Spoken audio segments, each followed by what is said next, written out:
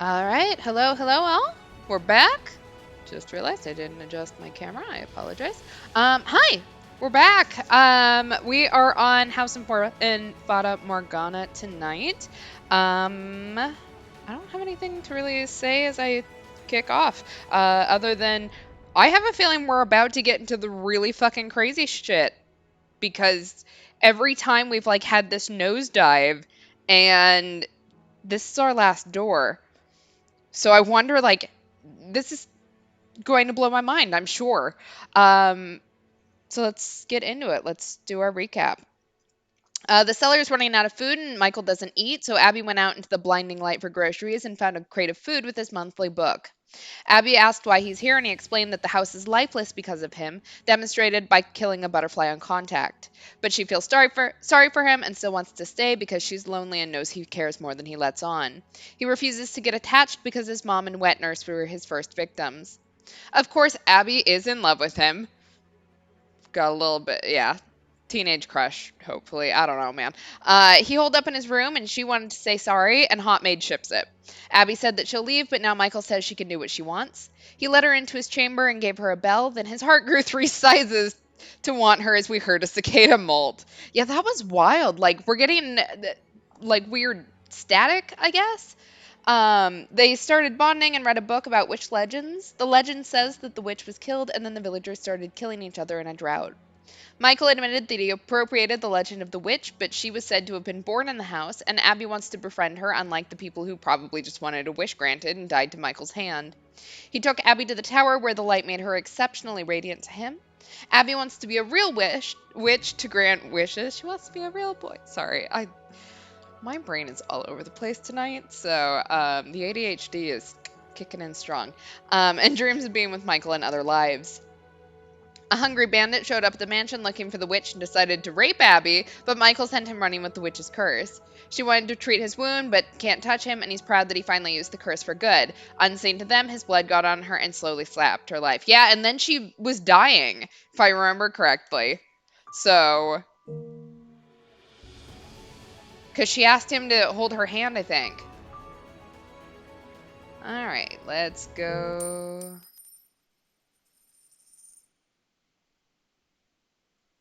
Found here. It, her. I don't know what we're talking about, but that's okay. On his way back from the washroom several days later, Michael heard muffled voices. "You got it? Good." He was having trouble making out what they were saying, but he could tell it was several men, and they were outside the front door. Oh, interesting. This story takes place in the last year of the First Crusade. I will be completely honest, my knowledge of history, not great. Um, but I know that the Crusades had some fucked up shit happening, so fun. Exactly, fun times. The fact that he could hear them at all through the heavy door meant that they were probably shouting quite loudly. An indescribable sense of uneasiness came over him. Dread. He drew nearer to the door and focused on the voices on the other side. They grew clearer, enough for him to make out what the men were saying. Everything's in place. We're ready to kill this witch now. This is definitely the place. That half-dead bandit said she was in this mansion. Listen well. No matter what we find in there, we kill it. It could be a child for all I care. That doesn't change anything. Kill the witch. Kill the witch. Kill the witch. Kill the witch. Hmm? What he heard beyond the door was a group of men shouting for the death of the witch. In that moment, Michael regretted his decision to let the bandit go free and not watch over him until the moment of his demise. He must have made his way down to the village in search of help, where he revealed what he had found at the mansion. Damn it! But it was too late. Regret would solve nothing. He could neither stop the villagers from raiding the house, nor could he stop the white-haired girl from dying to the effects of his curse. He was helpless to do anything. The gears of his fate had locked him in onto a path of tragedy and were turning mercilessly onward. The men had begun trying to break down the door with what sounded like a battering ram. While the first strike was not enough to breach the barrier, it was still quite powerful. He was certain it would not hold for long. Oh, this is the year that the Crusaders captured Jerusalem. Michael's mind raced. Was there anything he could do about this predicament? How could he escape from the corner he had been backed into? Despite his possessing inhuman powers, he would be powerless against a full mob of adult men. The villagers almost certainly came armed as well. Michael. A weak voice came from behind him. Aghast, he spun around to find the white-haired girl stumbling toward him. She breathed heavily, leaning against the columns for support. What are you doing out here? You'll only worsen your condition by exerting yourself.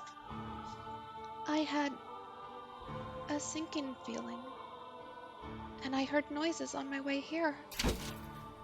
It seems that I have brought all my misfortune upon you. Don't say that. If I hadn't come here, this never would have happened. You would have never been in any danger.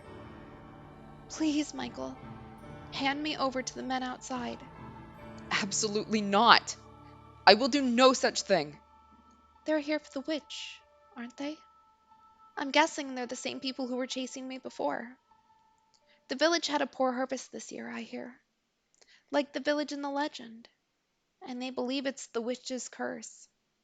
But you're not a witch. They need someone to fill the role, though.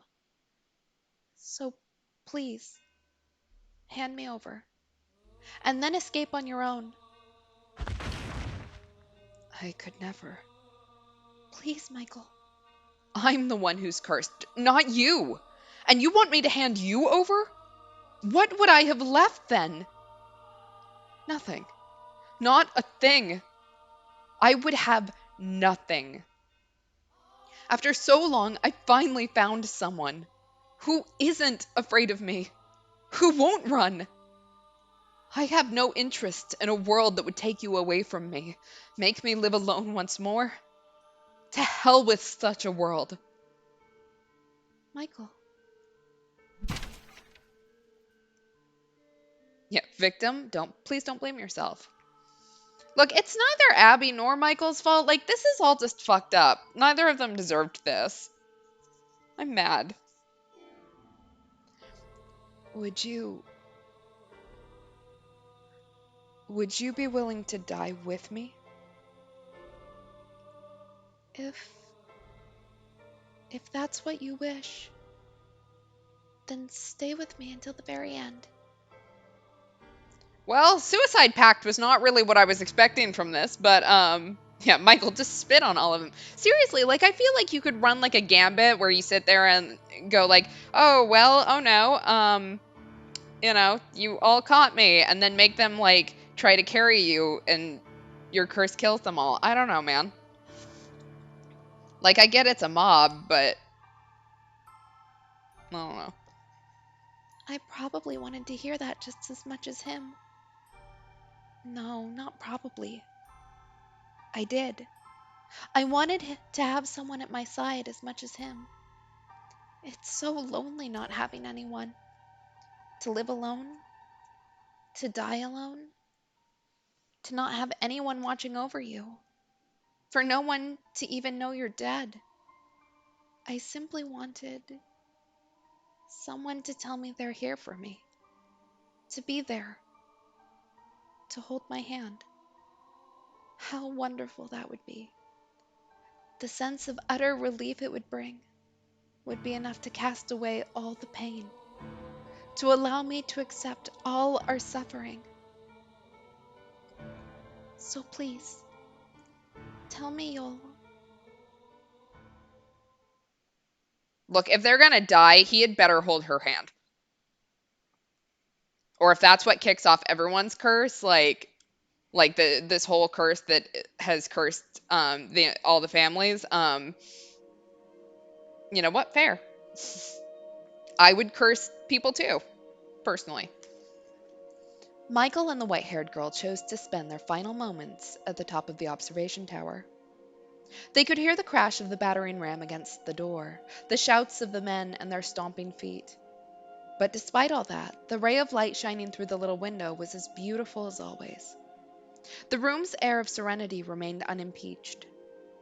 After the long climb to the top, the white-haired girl was terribly out of breath.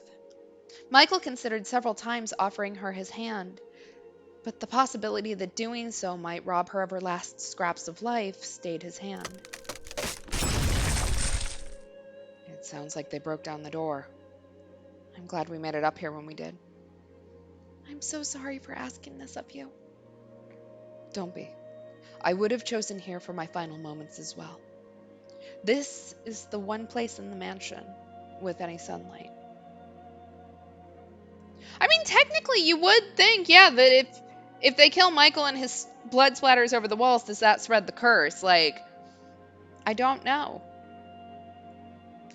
Like, is Abby now cursed? I don't know. The one place I can get a good look at you. Thank you.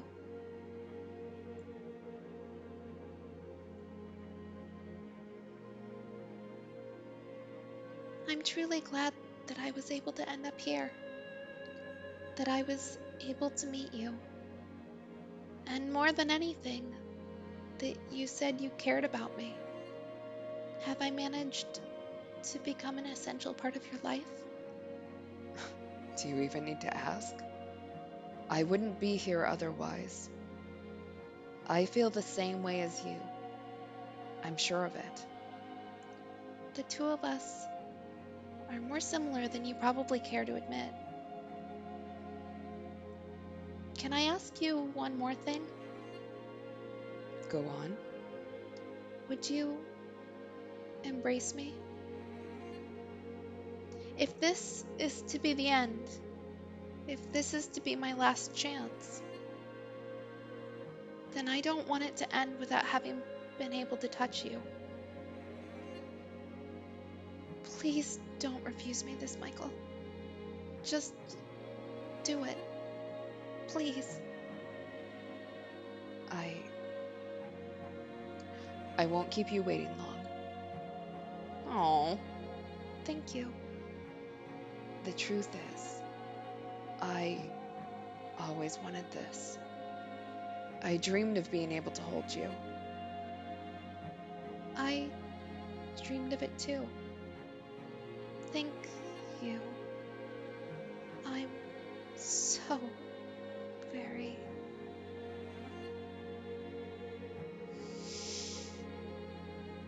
Well, this is absolutely, utterly depressing. She's still so beautiful. What a cruel joke. Could you not have given us some other miracle? One that would allow us both to survive? Where are you?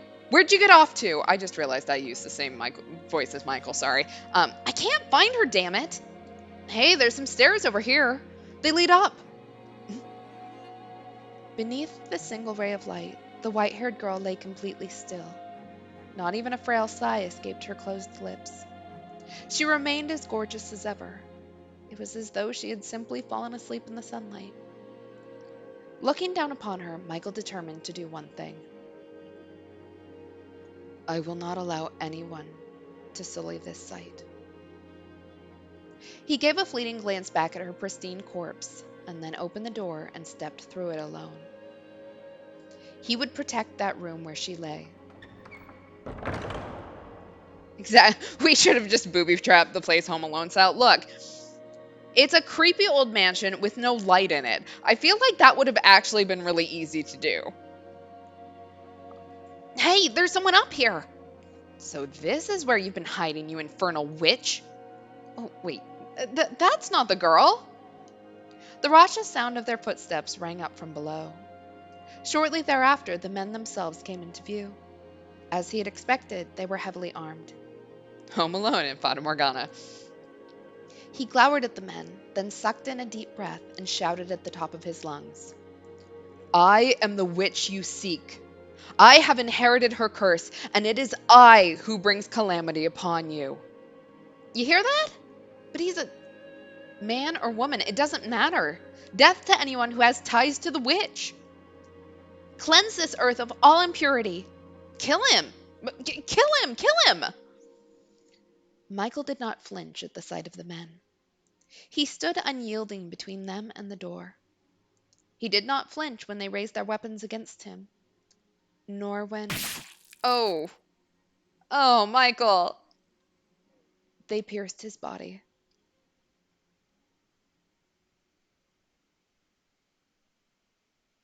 I hope you all get blood on you and die. I'm not joking. Like,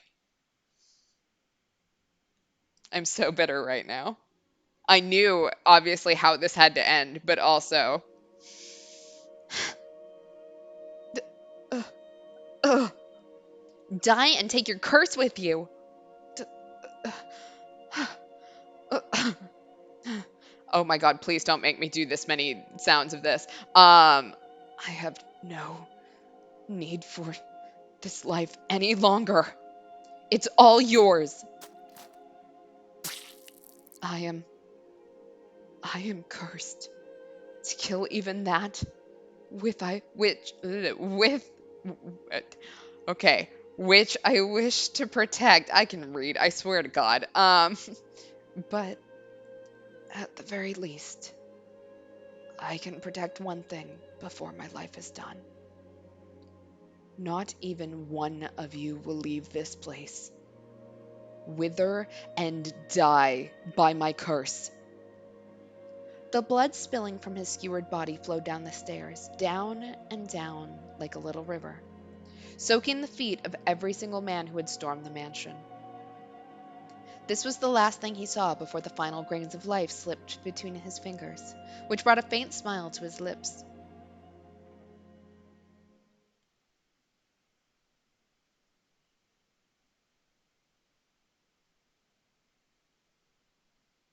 Oh no, she's not dead. Ah.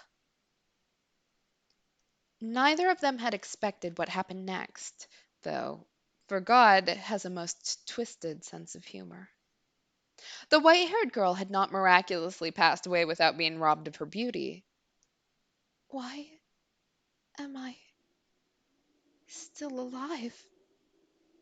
She had, rather, not passed away at all. Quite cruel of him, was it not? Michael? Where have you gone, Michael? Michael! I I smell blood.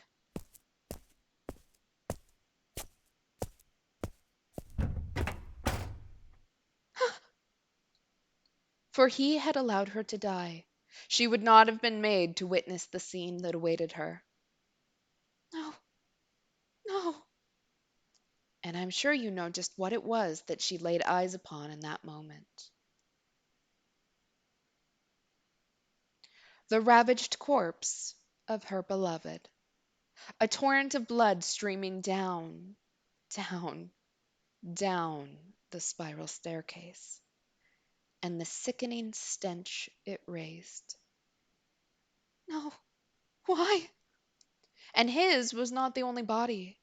The villagers who had assaulted the mansion had been subjected to his curse. The life drained from their withered shells. Why did this? Michael, why? Why am I the only one still alive? That is a question I cannot answer either. Perhaps his curse did not affect those he loved, as terribly cruel as that might be. I cannot say. Why, you said we would go together. A world without you has no meaning. Had she actually expended her life there in the room at the top of the tower, perhaps this tale could have had a happy ending. Okay, you and I have different definitions of happy ending there. This is depressing and a worse ending, I will give you that, but that would not have been a happy ending. She would have at least been able to have the man she loved at her side until her very last moments upon this earth. But that was not what had transpired. She had survived, been left utterly alone. I felt a profound pity for the miserable girl, so I called out to her. Yeah, true love's kiss spared her from the curse, her and no one else. Would you like to see him once more? What? I have the power to help you meet him again. Who's there? Where are you? You know what they call this mansion. So, who do you suppose remains on these grounds? No way. You're from the legend. You you actually exist. Now, I asked you a simple question. Would you like to see him again? The witch grants people's wishes, but at a price. I said I wouldn't ask for her assistance if I met her, but that's all changed. Now that I've lost him, if it's truly possible, then yes, I want to see him. Bring him back to life. Regrettably, I cannot meddle directly with the forces of life and death. However, I can guarantee you this. Your reconstruction. Reconstruction? Correct. To ensure that you remain as yourself in future lives and are not reborn as someone else, your body and mind shall be reconstructed, as shall his. If you sincerely wish to reunite with one another, if you genuinely need each other in your lives, you'll eventually meet again. All I can promise you is eternal reconstruction. What you make of it is up to you. You want to see him again, don't you? You want to hear his voice again, don't you? You want to feel his hand on your cheek once more, don't you? If that's what you want, then you must remain who you are. If you are simply reborn, that wouldn't be you. So there wouldn't be any point, would there? Me, as I am, and he, as he is. Make up your mind quickly. I will not wait long. I, I. Look, anyone trying to sell you a scam will pressure you into a decision. This feels like a scam. Like the cybersecurity expert in me is, like lighting up. This is, girl. They're gonna ask you for your PayPal number or your bank account number or Target credit cards or sorry, Target gift cards after this. I'm calling it now. Um, yeah, exactly. You want to steal him back from the clutches of that harlot, Nellie, Pauline, Maria, right? I, I, I want to see him again. As you wish, sweet little girl. I shall grant you both eternal reconstruction, and pray with all my heart that you can attain true happiness. The Target store in Fata Morgana. Ah. Shortly thereafter, the white-haired girl took her own life. She decided she had nothing to gain by remaining in the present time, and that in order to reunite with Michael, she needed to make her way to her next life. And thus the mansion was left bereft of a master, to travel slowly through the ages until someone came along to give it life once more.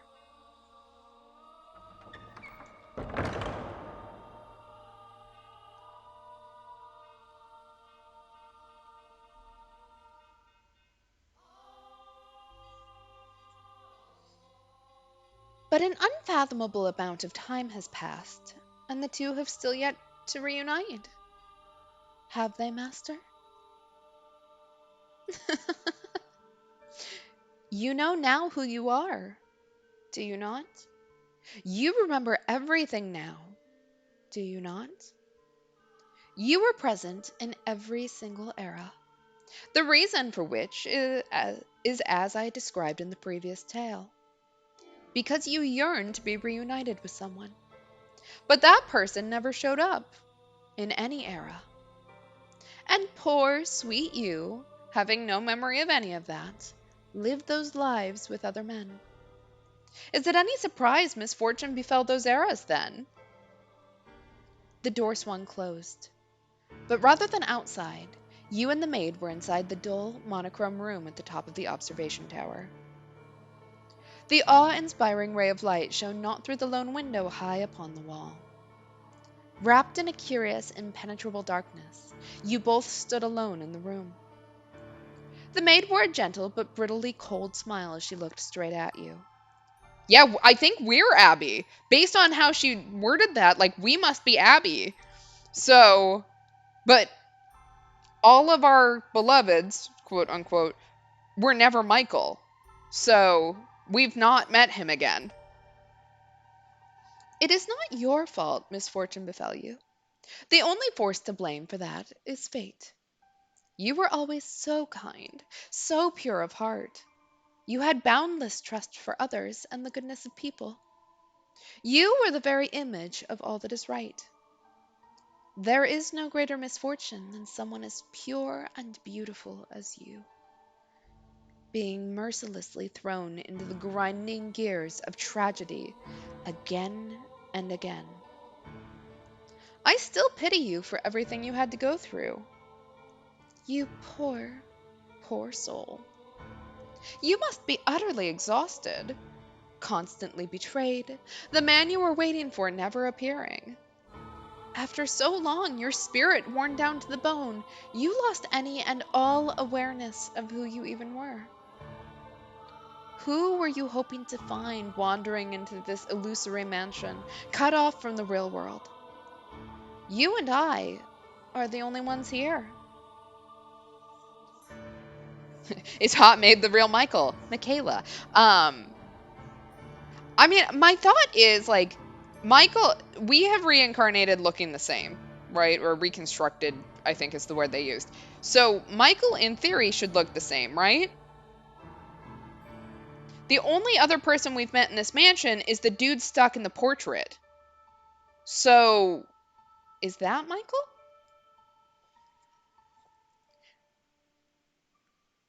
Have you still not figured it out? Then allow me to tell you everything. I am the cursed witch Morgana who haunts this mansion. And you are the tragic plaything of fate, the white-haired girl named Giselle. Did my calling you master confuse you? If so, then I apologize. My habit of calling the master or mistress of the house master is quite deeply ingrained. And yes, that means precisely what you think it does. That I have accepted you as my new master. That I wish for you to remain here, to stay with me. So let us put an end to this journey. Do not worry, there's nothing to fear. We are simply going to step outside the river of time. Nothing unpleasant will ever happen to you again. I will be here with you for all eternity, and I will give you my utmost care. You will not have to wait for anyone. Forget about him, the man you once sought, and I'm sure you shall find happiness. Please, do it for me. I've been waiting for you for so, so very long. I've wanted nothing more than to see you again. But you were continually stolen away from me, despite my sincerest desires to spend my days with you. Which is why I wanted you to recall everything. For surely you would not willingly repeat the same fate if you knew of all the pain it has caused you to suffer thus far. Spend eternity with me in the gentle embrace of darkness. It's really interesting that this is what she's proposing.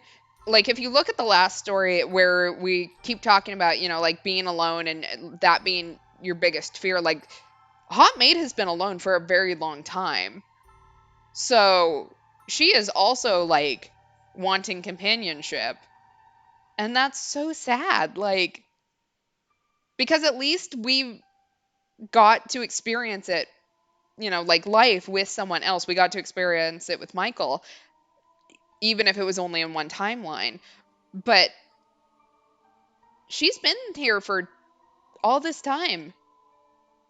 Yeah, you've already sold it. No need to sweeten the deal. We'll stay with you forever. Yeah. The maid extended her hand for you. Her fingers, brushing up against yours, were as cold as ever. But her breath tickled your skin pleasantly, and her sweet words rang in your ears, filling you with warmth. You thought back on your time with her in the mansion. We do not know that Morgana isn't lying about any of this, being completely honest. But it's hot made, and I don't know about you, like, I'd stay with her. If that's the option. She had indeed always treated you with great compassion, and nothing she had said seemed to be a lie. And so you pondered. And so you pondered. What were you to do? Oh no, I think they're about to let us choose.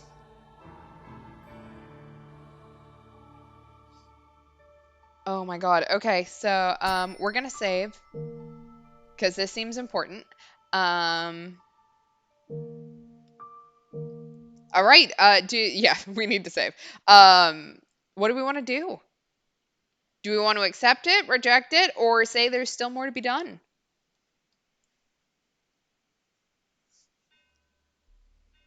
I mean, like we were completely sold on accepting it there for a bit. But also, there is still more to be done. Like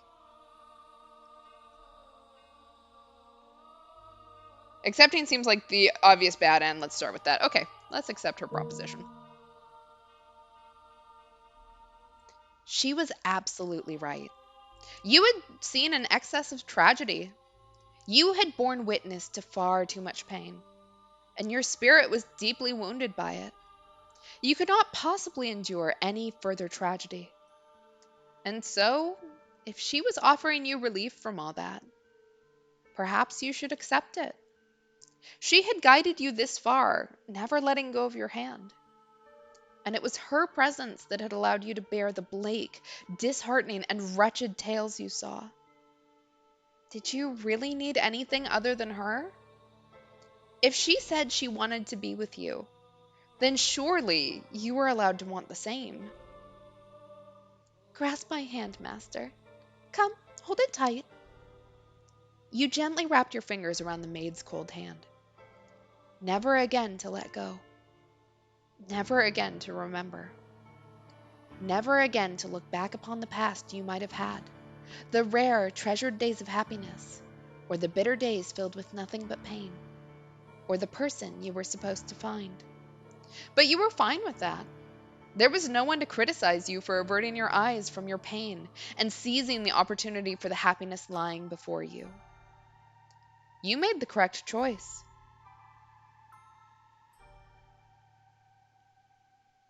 This doesn't feel like a bad end. This feels like a good end. I don't know about anyone else. Um, Master, Master. Oh, thank goodness. You've awoken. I was getting worried there for a moment. What kind of herbal tea would you like to start your day with? I have some wonderful chamomile leaves if you'd like. Or perhaps your tastes have changed since we last met? Tell me, Master. I beg your pardon. I allowed myself to get too excited. But we get to be together forever, after all. Free of the flow of time, nothing to endanger us or our lives. Just peace and serenity for the two of us. I will serve you forever and ever. Does that not sound wonderful, Master? Yeah, if we don't wake up in bed with her next.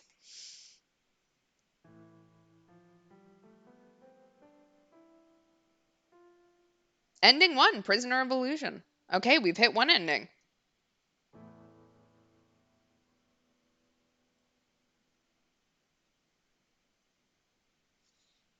Yes, but it was a nice illusion. Oh. Let's hit start again. Oh, we'll go back to our load. Okay. We finally married hot made canon ending. Exactly.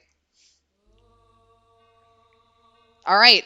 So do we want to reject proposition now? Seems like the logical next step, right?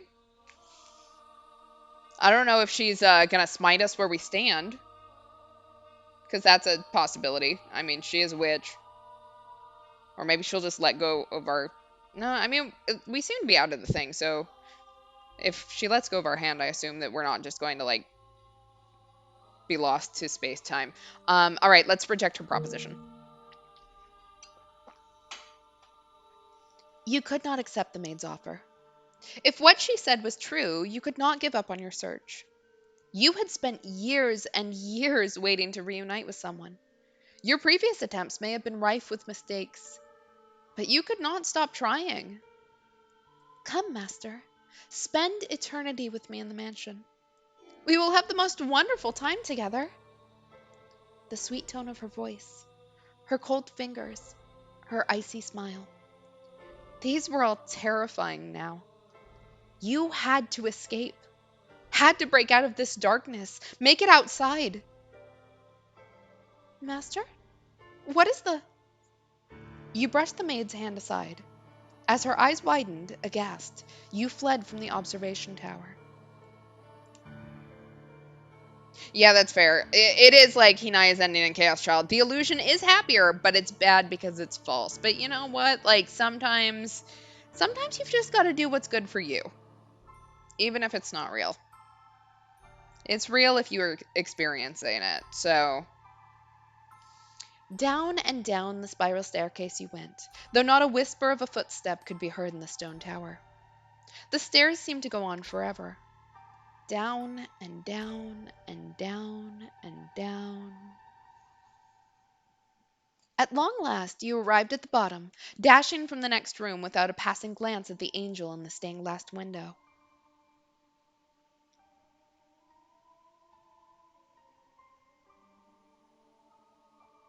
The maid had shown you around the mansion, so you knew its layout. Or perhaps you were familiar with it even before arriving here. A large door came into view. The exit was up ahead. Master. But the next moment her voice seized you from behind. You turned back, and there stood the maid, wearing the same smile. Where do you think you're going, master? I told you, you mustn't let go of my hand. This mansion is quite large. You could get lost if you go walking around unaccompanied. Now come, let us head back. And please do not let go of my hand. It was the same smile she always wore. The exact same. But right now, it seemed inexplicably ghoulish. The chill that ran down your spine was not from the lack of heat, but utter terror. Come, let us head somewhere else. You had to get out of here. Oh, I know. We can put some more kindling in the fireplace and start a fire. The sweet firelight and gentle warmth will have you feeling wonderful in no time. You had to get out of here. That's fair, yeah. If Michael actually did inherit the witch's curse for real, Hot Maid being Morgana and Michael is actually still possible, so there's a chance. You must be quite disoriented. The impact of regaining your memories has you terrified. Am I correct? You had to get away. You had to escape. You had to get out of here. Do not worry. I will always take care of you. Keep you safe from anything that scares you. I will be here with you forever. You clawed at the door. It was not barred, so it should open. Nevertheless, it remained firmly in place. No, no, you mustn't play around with that. Danger lurks around every corner outside. Fog blocking your sight, sinkholes in the road, a thick forest all around, beasts creeping about in the night. How could I possibly allow weak little you to go out into that? Now come back to my side, please. You have no need to be here. The maid drew towards you. She reached out her hand. Her whole body seemed to be trying to encase you in ice. Oops. She wanted to keep you chained here in the darkness. Do not worry. There's nothing to be afraid of. You had to get out of this place. You had to break free. From this house of darkness. from this doting maid, and from the maelstrom of tragedy. You had to remain firm, unyielding in that desire. Your desire to go outside. Your wish to be set free. You could not compromise or relent. Your thirst for escape had to be stronger than the maid's intent to keep you here. If it was,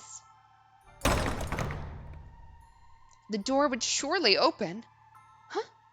Master! You dashed out into the light. There was nothing blocking your escape outside. No fog, no forest, no sinkholes, and no beasts in sight. The light was so bright it almost hurt your eyes. It was a world exactly opposite the darkness within the house. Master, please wait, you mustn't go out there. Come back, quickly. You could hear the maid's voice, but you kept running through the light, as far as you could go. Wherever you arrived, you were sure that that was where you were meant to be. Once, though, just once, you looked back over your shoulder. It was blurry in the bright light, but you could see the mansion there. It wavered like a mirage, as though it could disappear at any second, the maid standing in the open door. She was desperately reaching her hands out for you, but you were far out of reach. It seemed she could not leave the house. Perhaps you felt a pang of pity for her, but you were not sure.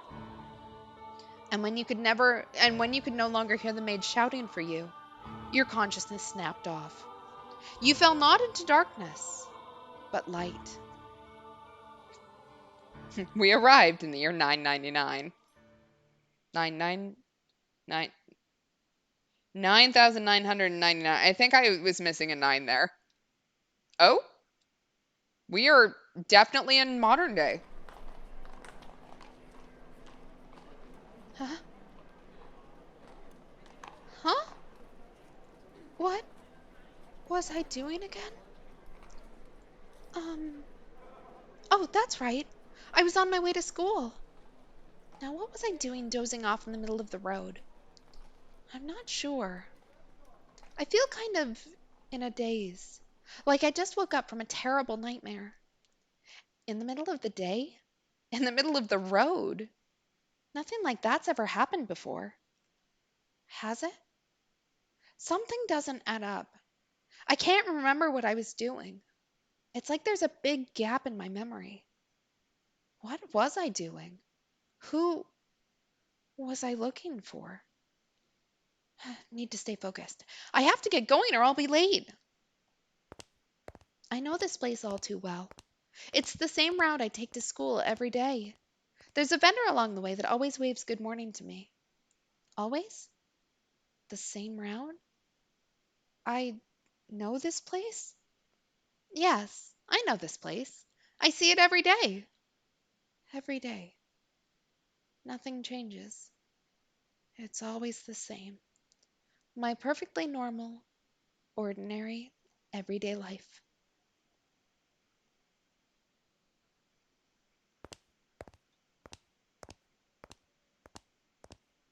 Hmm? Ah! A gentle breeze brushes against my cheeks. My hair flutters as my gaze slides upwards. I'm looking at a tall, handsome man with long hair and a somewhat despondent demeanor. I I think I know this man. As soon as I see him, I feel like someone stuck their hand in my chest and is squeezing my heart. It's hard to breathe, and the overwhelming sense of familiarity has me on the verge of tears. Elation jolts through all of my extremities. Ah, I know. This is the person I've been searching for. E- excuse me. Um, excuse me. I have to get him to turn back. I have to look him in the eyes. I have to talk to him. We have to be reunited. I don't know his name, and he probably doesn't know mine, but still. This is fate, so. Back to the mansion. Huh?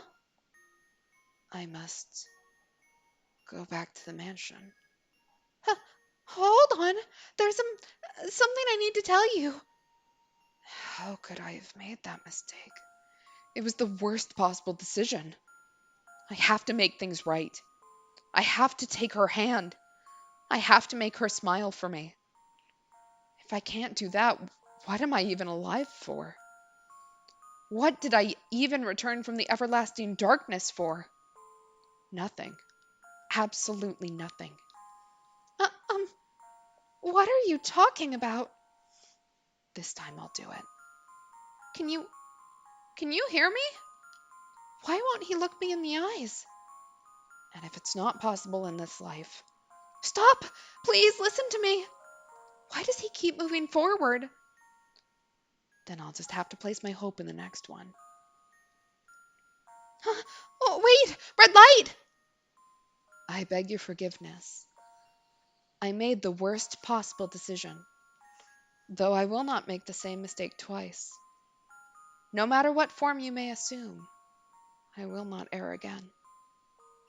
I promise I shall come back for you. Giselle. Oh, Michael, no. Hey, someone call an ambulance! Someone's been hit by a car. What? All right, and we've got ending number 2 coming for you. That's my current theory, is that Michael is somehow the guy in the painting. I don't know if I'm right, but he's the only other person we saw in the house, so okay. Okay, apparently I have to hit start again, so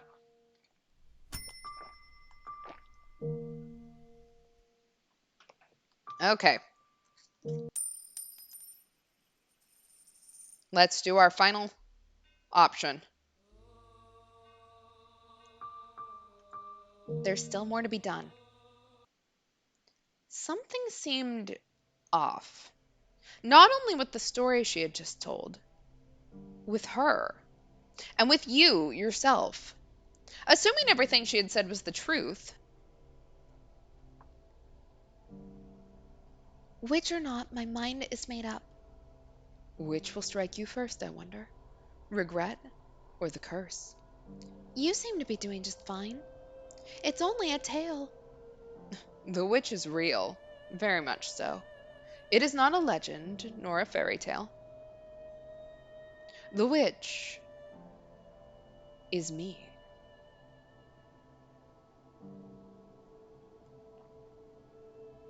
That's right. It wasn't the white-haired girl who had claimed to be the witch. And that wasn't all. Or do you mean to reclaim your old self no matter the cost? If you do, if you're sincerely prepared to do that, then be wary of the tale that comes next. Oh, he did warn us. It was just so long ago, I forgot. Any tragedy that seems too beautiful to be real is precisely that, a fabrication.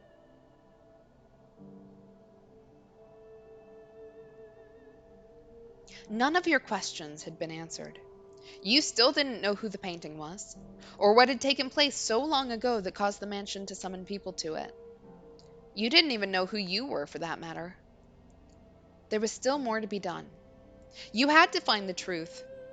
You needed to find someone. That much was certain. But was the story the maid had told correct about whom? And if it was... I was wondering that. Like, what was that scene in the bedchamber that we saw? What about her? What about the woman whose name you couldn't say? The woman who had so cheerfully called you master? We agreed that we would live together, not just in the same house, so we've got plenty of time to add more to the list. And I hope you can make your own list about me, too. This is just the beginning, after all. We've got a long, long time ahead of us. Plenty enough to get to know each other, no?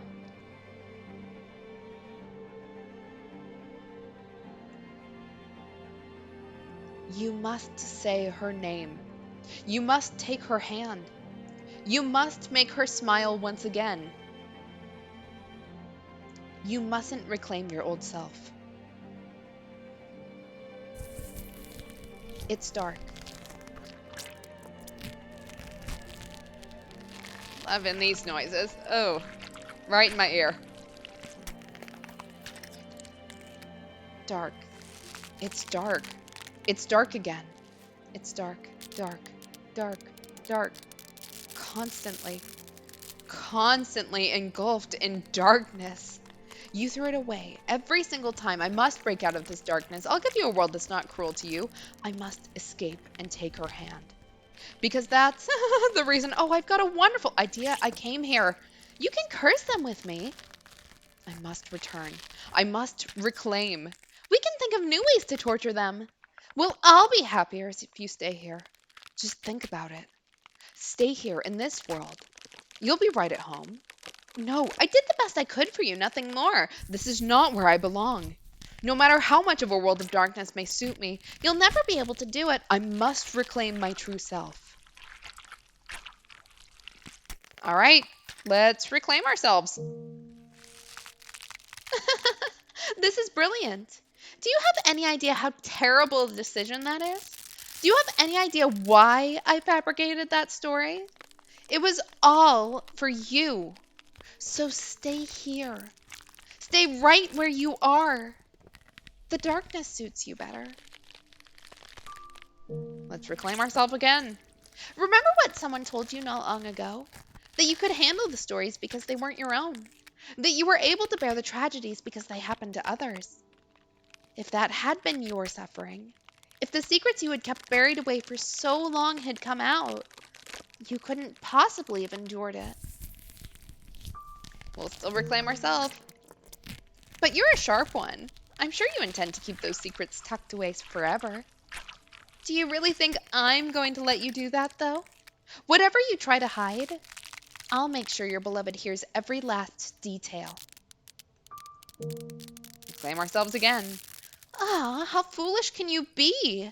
Despite all my encouragement, you still insist on getting your old self back? What do you have to gain from that?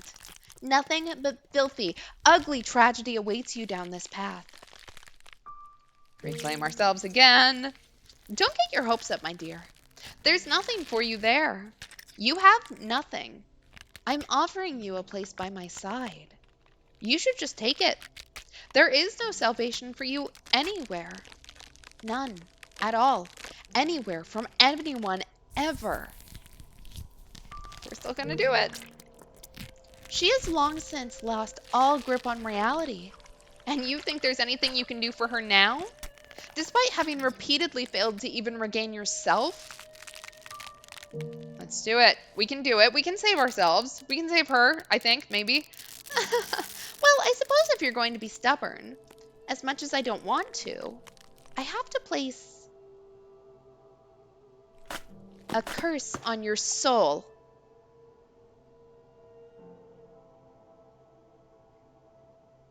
That's right. The white-haired girl was never at the mansion.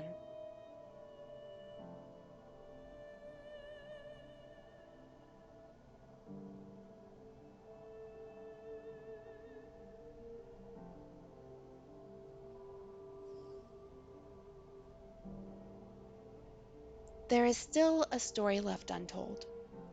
What? The fourth door was all a lie. What do you mean? It was not some sweet little tragedy. The story you told was pure fantasy.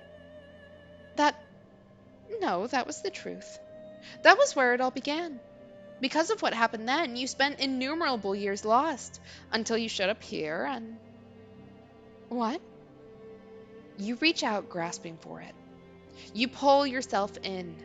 Your silhouette, which has been hazy until now, begins to take form. Your mind, your consciousness, your heart, your soul, and your body. Who are you? The veil in your mind dissipates. A crack forms in the shell encasing you. Then another. The invisible shackles chaining your spirit fall to the floor. Reality fades in atop the indistinct, foggy world around you. Bony fingers appear before your eyes. Long hair. Your voice? No. My voice. My body. My fingers. My arms are frail and my joints weak. But despite my resemblance to the white haired girl, I am not her. This is who I am. I have finally reclaimed myself. You weren't waiting for the white haired girl. You were waiting for me. And that's exactly why I came here.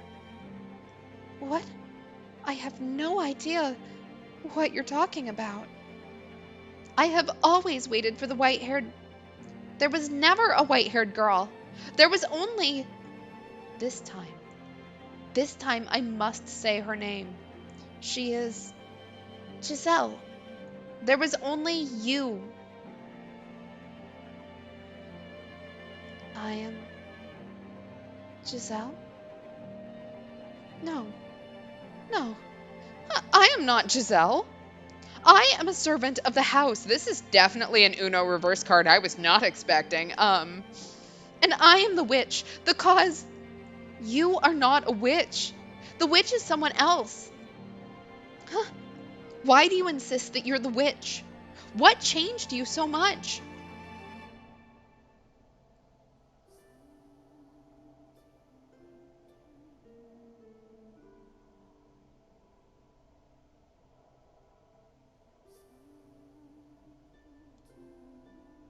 The shadowy figure in the master bedroom.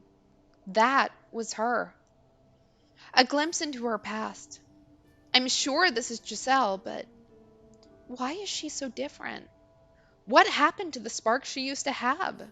Where did the light she once shone upon the world go? I have to remember. I must remember. This cannot end until I have. This is no longer a story. No, what I need to face is my past and her heart. She was not even present in the story she made up. Everything about it had been changed. The past I lived and the wounds she bore were more grounded in harsh reality, not wrapped in a film of fairy tale magic. That was the final tale, and it was all true. That's how it happened. It was a bittersweet story. No. How can you not see this? Yes, it was a beautiful tragedy, but was there even a scrap of humanity in it? Behind the three preceding doors, there had been a constant thread of ugliness and conflicting motivations, but there was hardly a trace of that behind the fourth door. The characters felt like nothing more than characters. Is that what you want to turn it into? Is that what you want our history to become? Uh, our history? Our. But that. But I don't. I don't remember anything at all. You don't remember anything. No, I don't want to. I don't need a past or a future. All I have left inside me is uncertainty. Giselle. Uh, no, no, that's not. That is not my name. Please stop trying to confuse me. I'm fine with things the way they are. If it means I don't have to hurt, that's all I want. So please, just let me keep being the maid. Keep let me being a guide, not some foolish girl. Is that is that what she honestly desires? Does she want to cast aside her past for good? If so, then oh, whatever happened was undoubtedly very fucked up. All right, we're gonna save. Do we want to force her to remember?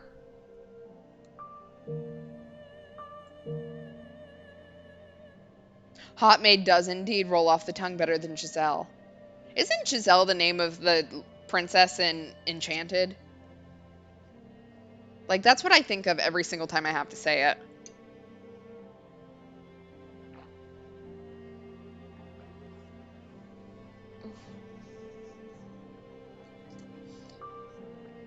I'm going to guess if we don't force her, we're going to get another bad end, so I'm going to go with that first. And we can always reload, so I won't force her. I can't force her to do something she doesn't want to do. If she doesn't reclaim herself on her own, I'll never get to hear her say my name again. But if she wants to leave all that behind her, then it's not my place to interfere. I've done things that would warrant her wanting to rewrite her past, erasing me entirely.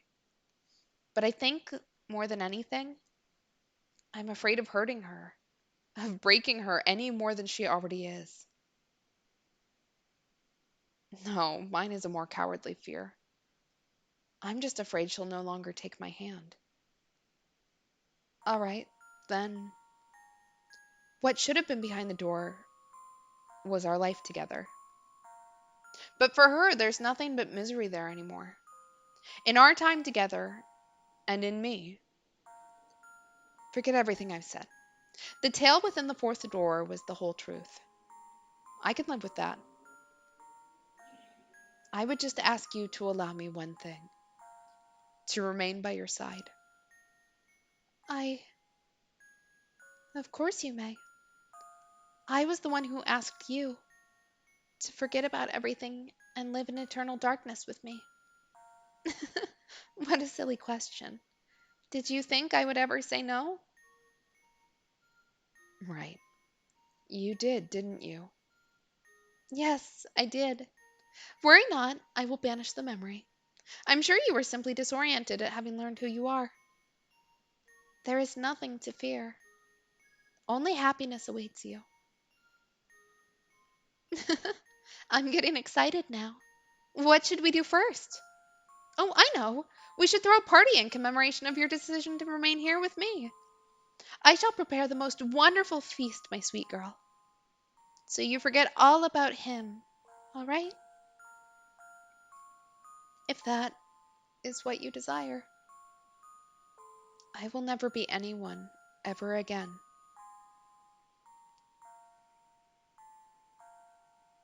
You're not the brightest, are you, my dear? You knew this is what would happen if you took this road. Oh my god, I'm getting called out by the game. You would have been happier going down it without reclaiming yourself at all. Ah, this is absolutely brilliant. A weight has been lifted off my shoulders. My centuries long wish has finally been realized. The one thing I didn't expect was for you to recover yourself, but it all turned out the same in the end. You know what? Sure. I'll stay out of your way, and I'll pray for you both to be happy. Yeah, exactly. You can erase the painful memories, but not so many of our memories that we end up asking who we are and starting this all over again. Master, Master. Oh, thank goodness you've awoken. I was getting worried there for a moment. What kind of herbal tea would you like to start your day with? I have some wonderful chamomile leaves if you'd like. Or perhaps your tastes have changed since we last met. Tell me, Master. No, that'll do. As you wish. Say, Master, can I hope for you to compliment my tea again? To say it's the best you've ever had? Master? Oh, yes. I'm sure I'll have something nice to say about it. You were never one to withhold your praise, Master. Such a gentle-mannered, kind-hearted girl. Have I ever praised her tea before? I do recall telling her, when I saw her gathering strange weeds from the garden for her herbal tea, that doing so at this house, given its reputation, only made her look like a real witch. And how did she react to that? I think she puffed her cheeks and frowned, and then I can't remember. She thinks I'm the white-haired girl, yet she calls me Master, completely oblivious to how absurd that sounds. But she won't say my name. Eventually, I'll probably forget it too. My name, who I am, everything that's happened to us. Washed away by the darkness, never to be found again. She's smiling. I know it's not real, but I honestly don't care it anymore. All that matters is that she's smiling. Yeah, do you have any herbal tea that are natural aphrodisiacs?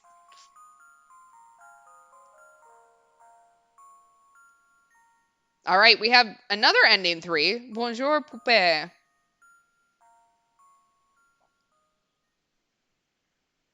Okay, I'm going to take a look at our ending list really quick because I thought we had 2 ending 3s.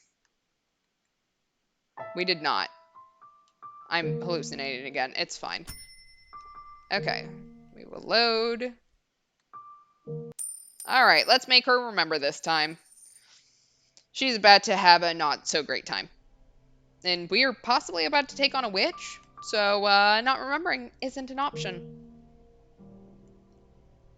No matter what she says, I know I'm right. And if she doesn't reclaim her old self, I'll never get to hear her say my name again. I know I'm being selfish here, but I can't do that. If you're afraid of what you might find, we can remember together. I haven't gotten everything back yet myself, so let's open the real door together. There are no other doors to open, but there is one that can only open by our hands because it exists between the two of us. Not a door with a physical form, but the door to your heart. We're gonna do some Kingdom Hearts shit, like unlock our hearts. The door to. I grasp her unnaturally cold hand, a hand that long ago once had warmth. If she can't lead the way, then I have to. I must pick up the pieces of our erased history so we can both reclaim ourselves. Find the actual truth. No matter what we may uncover, I will not let go of this hand. No, I mustn't let go of it. Darkness falls over the world around us. The floor upon which we had been standing flickers out of existence, sending us dropping into an endless abyss. This dark pit, this is her door, her history, her heart. Let's try this one more time. It's not a sweet story by any means. It's a story of betrayal, anger, hatred. We caused each other pain, but that's the road we traveled. And down that road lies all the answers. Exactly. No matter what, we get to stay with Hot Maid. So, all right, back to the fourth door.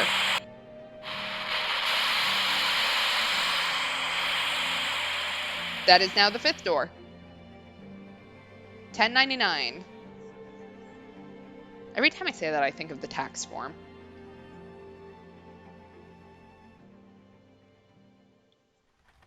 It had been several days since I left the capital, and I could still see it when I closed my eyes. The people lined up on the Grand Pont, awaiting entry, eager to start a new life there, brimming with hope. It was a city people were willing to pay high taxes to live in. If you were a performer, you could get some of those costs shaved down a bit by putting those skills to use. The capital was harsh on those who wanted in and apathetic about all who left. It was composed of a powerful nobility and clergy, wealthy merchants and bankers, and a large population of poor. And it was the city I had called home for a long time. Taxes. I was right. I didn't know much about where I was heading. It's getting foggy. Looks like it might rain. Maybe we should take a little break. You want to keep going? Oh, all right then. The coachman was frustratingly taciturn. He acted as though he had gotten stuck transporting a prisoner, though that was hardly a stretch. From his point of view, I was nothing more than a criminal. Even the times he would acknowledge I had said anything, he made no effort to hide the scorn in his eyes, to pretend he didn't regret ever taking this job. And I would just fall silent again. The road was gradually getting narrower. We had long since left the paved city roads behind, and were now traveling along a couple worn-down grooves in the forest. How did I end up here? Why was I being subjected to this? I was done thinking about it. The more I thought on it, the less fair it seemed. The more I remembered, the worse it hurt. All I could do anymore was close my eyes and weather the storm.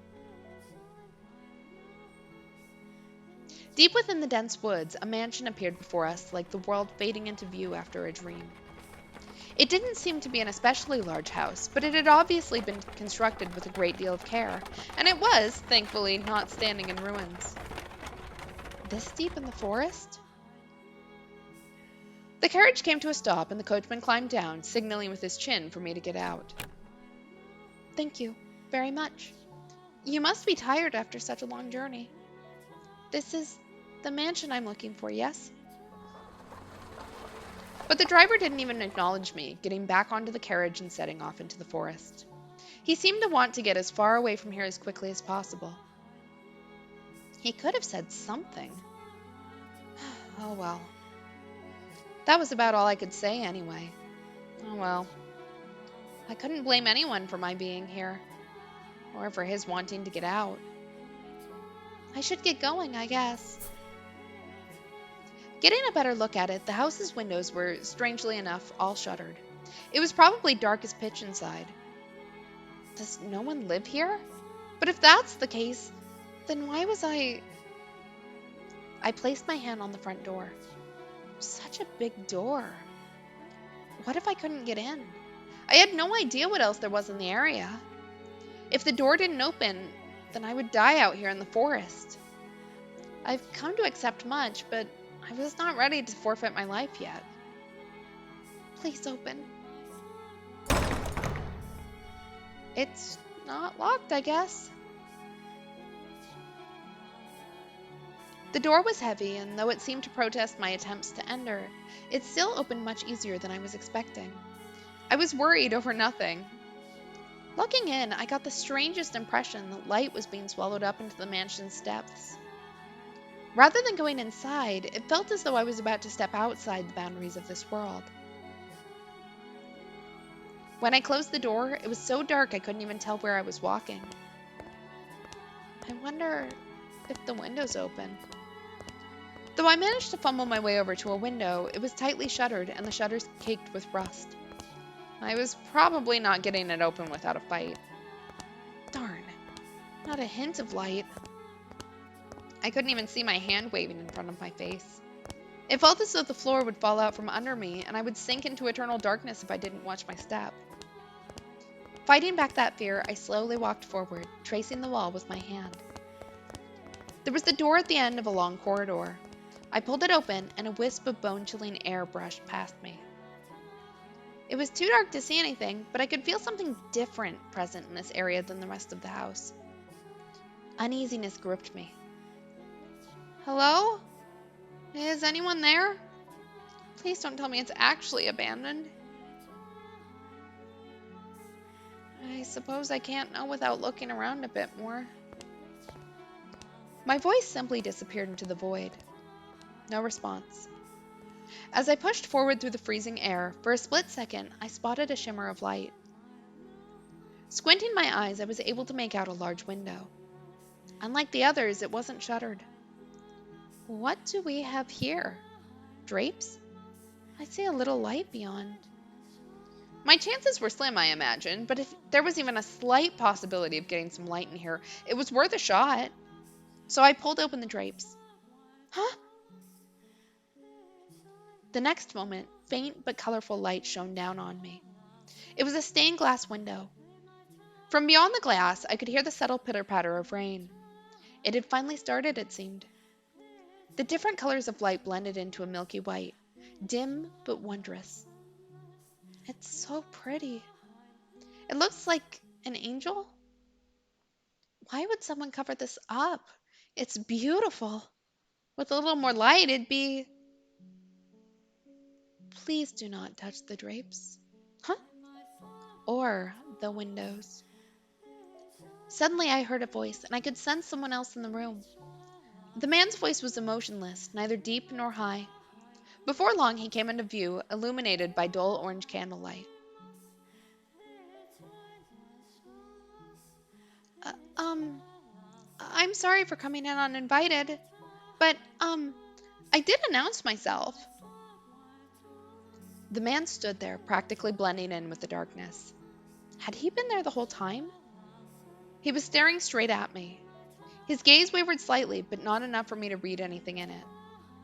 Then again, I could hardly make out any detail at all under the light of a single candle.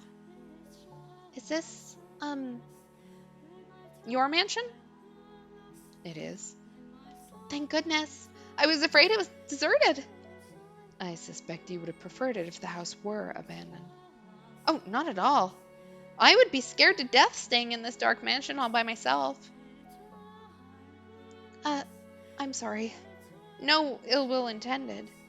But I do think it could do with some light. That way you could see where you were walking. And I'm sure this room would look splendid illuminated. Not necessary. I make do perfectly well as things are. How can you see when it's so dark?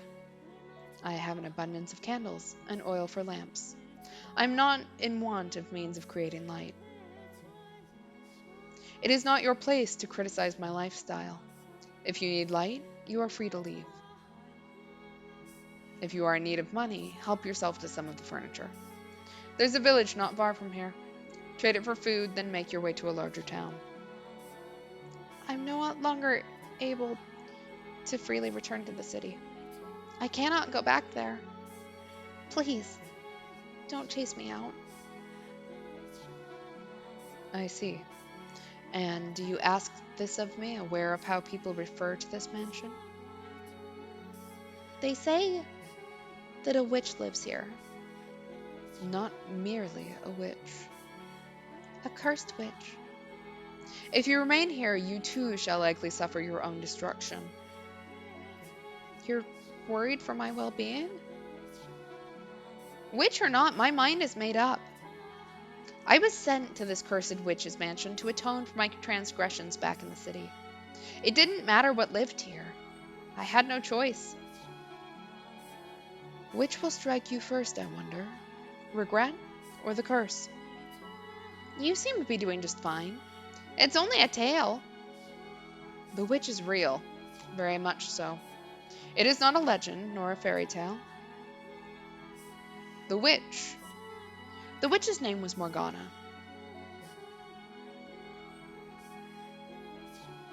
Is me.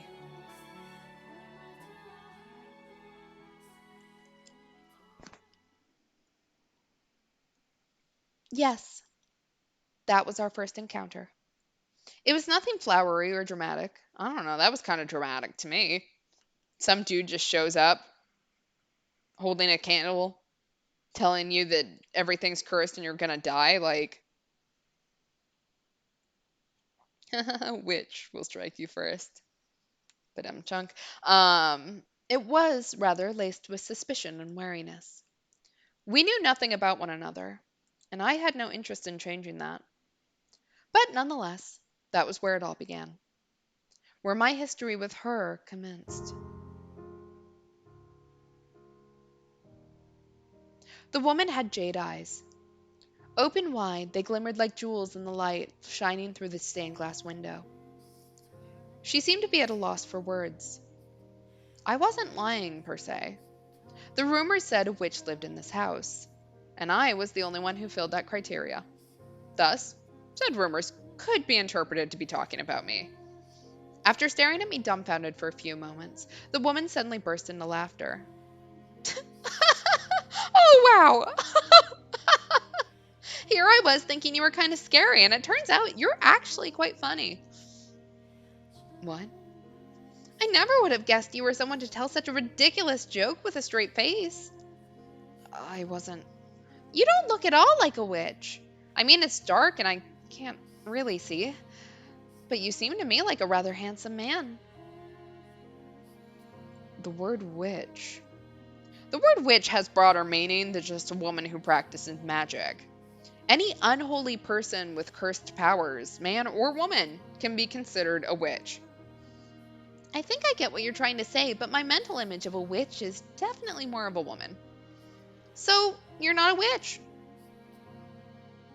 To tell you the truth, I didn't know who might be here, which had me rather scared. But I think I can make this work. What do you...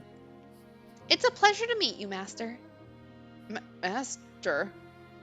I was sent here from your old home. I was an Abigail for your mother, but, well, I might have made a little goof. I froze the moment the word left her mouth. Home. It rattled around in my skull, shaking up terrible memories that almost brought me to my knees. Why, after all these years, were they reaching out to me now?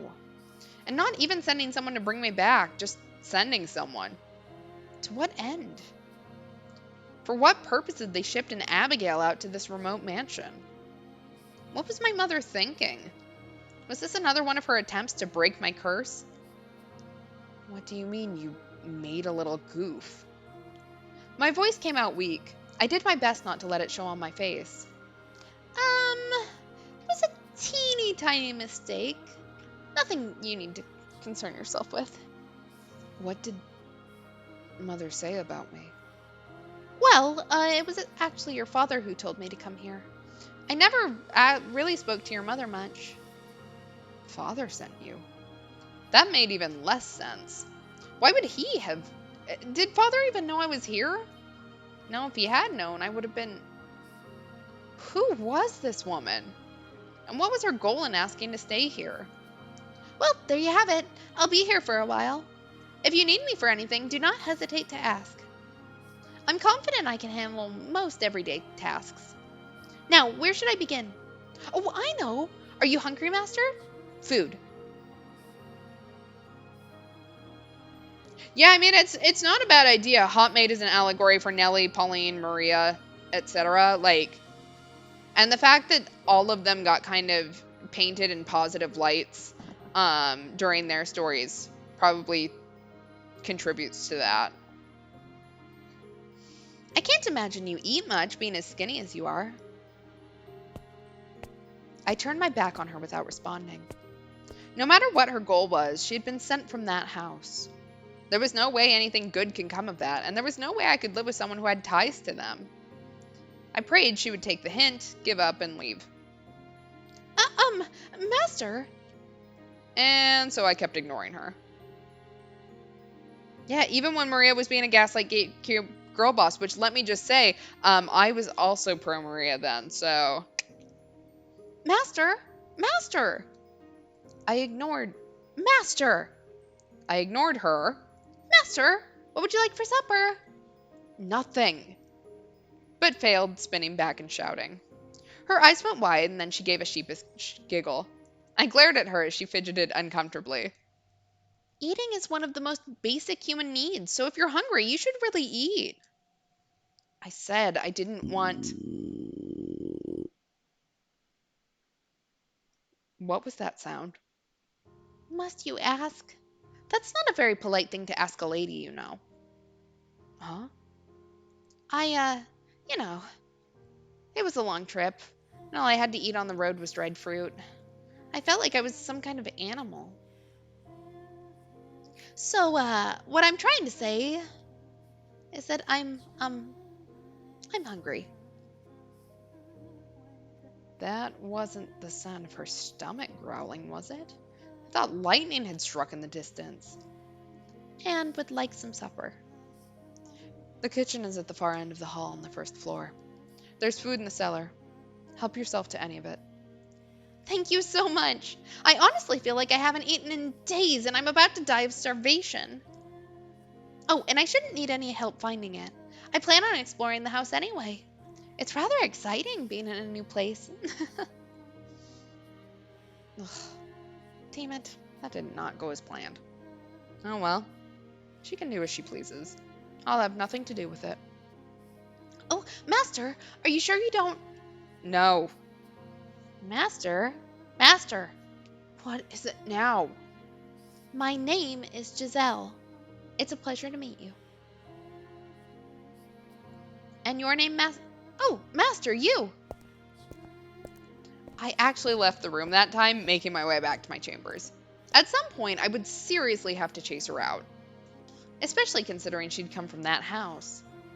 But regardless, I was not terribly fond of her.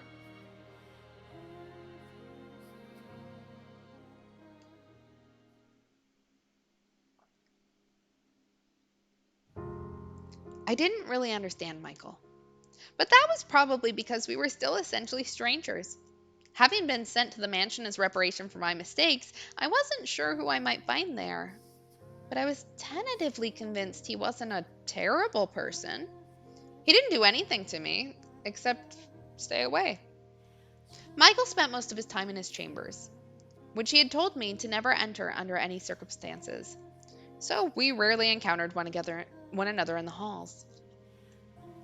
For that reason, I made an effort to be kind and cheerful on the sporadic occasions we did cross paths. I figured if I kept that up long enough, he would eventually warm up to me. And as new housemates, being able to enjoy our time together was obviously preferable to the alternative. If I did manage to break the ice, I hoped we would be able to do some talking about the mansion, about him, about me. I just had to keep working at it. Michael didn't need me to take care of him. He handled his own day-to-day needs and activities by himself, and in fact, he didn't ask me for anything. An aristocrat who had no use for his servant? I hadn't met anyone like him before. All right then. That meant about all I could do was clean. I wasn't sure how his room looked, but the rest of the house was, well, quite frankly, an absolute disaster. The dust was so heavy it was obvious it hadn't been touched in years. Let's get started. I don't think she's 12 just based off of how she's built, because I've never seen a 12-year-old that had that kind of body, but she could be still a somewhat, teenager. So it couldn't be healthy to live in these conditions, so I set out to clean each room in the house one by one. That said, it wasn't going to be an easy task. Not because I was bad at cleaning. In fact, I considered myself quite good at it. But because it was near impossible to find all the dust and grime that needed cleaning under the flickering light of a candle. I can't understand how anyone sane can live in this dark. What's wrong with him? Maybe he's actually a vampire. Oh God, wouldn't that be something? I can see it now. Him sneaking out every night to suck the blood of pretty girls. Priceless.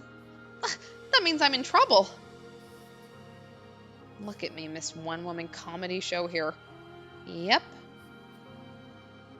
If I am able to get him to warm up to me, though, maybe that'll give me a little more room to make some changes. Like opening some windows. No light, no fresh air? No, thank you. Anyway, I set the candlestick down, pulled over a chair to stand on, and started wiping down the shelf. The chair's legs seemed to be uneven as it wobbled slightly beneath me. So many books. I wondered, do they all belong to him? I knew parchment was expensive, so it was rather astonishing seeing this many stacks of it in one place. There were even some books with bulky, extravagantly decorated covers. He does come from an esteemed family. I'd spent enough time at his family's home. It was a constant bustle of servants and guests, the exact opposite of what this mansion was like. Why had he left his home? What had he done to be sent all the way out here to this remote mansion with a less than savory reputation? I need to be careful not to overstep my bounds. I am a servant now. A servant. But once the thought had crossed my mind, I couldn't get it out.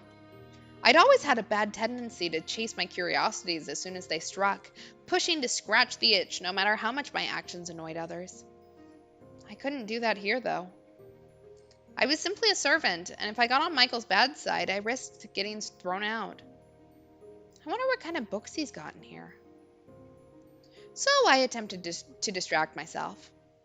I grabbed one of the books and attempted to pull it out. What? But the strings binding the parchment must have gotten tangled at the back. Whoa! Because the books on either side tilted back with it. Oh. And then the entire row came crashing down on top of me. Ow!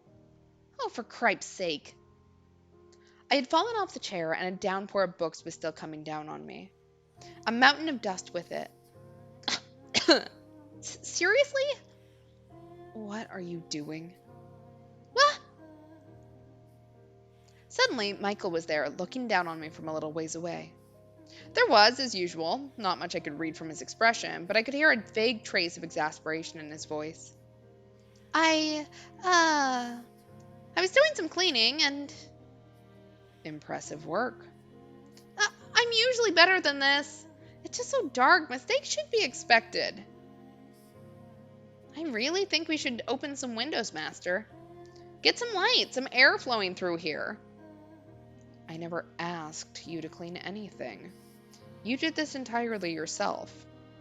But there's so much dust. It can't be good for you. I am perfectly healthy. I don't see the problem. Had he even seen himself? No way someone that skinny was perfectly healthy. You look like you have something to say. He can make out my face in this darkness. Oh, you know. I wanted to be useful, and cleaning is about all I can do here, so, you know. I was sensing something else, but all right. He let out a sigh, stepped over towards the pile of books, and then reached his hand down for me. Ah! I suddenly felt a pang of embarrassment about the fact that I was still splayed out on the floor, but I raised my hand up to take his, only for him to pick up a book instead. Oh, well, rejected. You could at least help me up. You have legs, he said, casually returning to the book to the top shelf. Maybe I was wrong. Maybe he was a terrible person.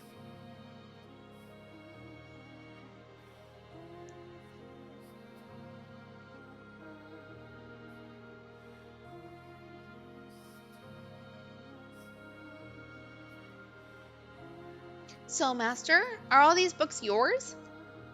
Giselle asked, not a trace of remorse visible on her face despite having made a mess of the room she was supposedly trying to clean. I gave a curt nod. Really? That's impressive. Must have been hard work getting them all in here, huh? There's gotta be 100 books here. You could fill a whole carriage at least. It's like you've got your own personal library. She'd been pouting only a few moments earlier, but her smile was back in short order. Her jade eyes were like little balls of curiosity, glittering in the faint candlelight. I was not particularly fond of how overly expressive, rather overly curious women. Did they not care that they trampled uninvited into other people's personal spaces? Or were they not even aware that their actions were invasive? I averted my gaze from hers. I receive one roughly every month. Ah, I see. Wait. She turned back towards the shelves. I presumed she understood the implications of what I had just said, of the fact that there were nearly 100 tomes here, and I received only one a month. Huh. Giselle fell silent. I couldn't blame her if she thought my circumstances, or my family, or my life bizarre. But I didn't care what she thought of me. In fact, it was to my advantage for her to be uncomfortable. I just needed her to stay quiet and keep her nose out of my business. There's more than I thought. I said, not to her, but to myself. I had no reason to count the passage of time anymore. Only the books served as a record of how long I had been here. 121. What? There are 121 books. 10 years and 1 month. You were counting? I thought she had just sheepishly gone quiet. What an inscrutable woman. You've been here in the mansion for that long? All by yourself? The truth was, there had been times when I wasn't alone, but Giselle had no need to know that. You already know the answer. A look of pity formed in Giselle's eyes. Enough. I never asked for her sympathy. I am here by choice. You mean you weren't banished here? No restraint, this woman. No. I came here of my own volition. I didn't care enough to elaborate, though. Picking another book off the floor, I brushed the dust off its cover. It was a gaudily decorated tome. That's a very fancy book, isn't it? But apparently, Giselle was unable to take a hint. What's it about? I let out a sigh and opened to no page in particular, sticking the book out toward her. She was a servant, and a woman. There was no way she could read. Let's see here. This land is hardly suitable for cultivation. It can only produce oversour grapes. I would probably get more out of it if I tore down the fields and made it into a market. Sounds like a lord's diary. You can read? I was caught slightly off guard. It was rare for a noble woman to be able to read and write, let alone a servant. Was she truly what she claimed to be? I had someone teach me. So, is this book any interesting? It's dull, worthless tripe. I can't imagine why anyone thought it was worth binding. Tough crowd. But it's not very often you get to see a lord's diary. I am rather curious what kinds of things he griped about. Lord or king, what value was there in another's grumbling? There was no knowledge contained within that book, just emotions, unsightly scribbles. And there was nothing more exhausting in this world than being emotional. If you want to read it, be my guest. It does sound misogynistic to have him go, "You're a woman, you shouldn't be able to read." Um, but yeah, historically it makes sense, but it does kind of hit you weird the first time you think about it. That wasn't my intention, but all right. Once I've got the whole mansion cleaned, I'll read it. I told you, you don't have to clean. Oh, I've got an idea, Master. If you're interested, maybe we could read together. Did you hear a word I just said? It's dull, worthless tripe. Still, you might see it differently if you read it with someone else. And I'm sure there are some books here you would enjoy, Master. You're wasting your time.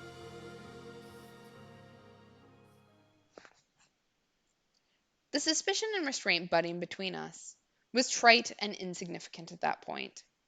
She was still smiling after all. If I'd been able to maintain that distance, then perhaps I wouldn't have ended up hurting her. All right, I think we're gonna end here for tonight. I think this is a decent place to end. Um, Next stream, I think today is Thursday. Yes. Next stream is Sunday, 10 o'clock Eastern, 7 o'clock Pacific. I don't know who all will have, but might be me, might be someone else.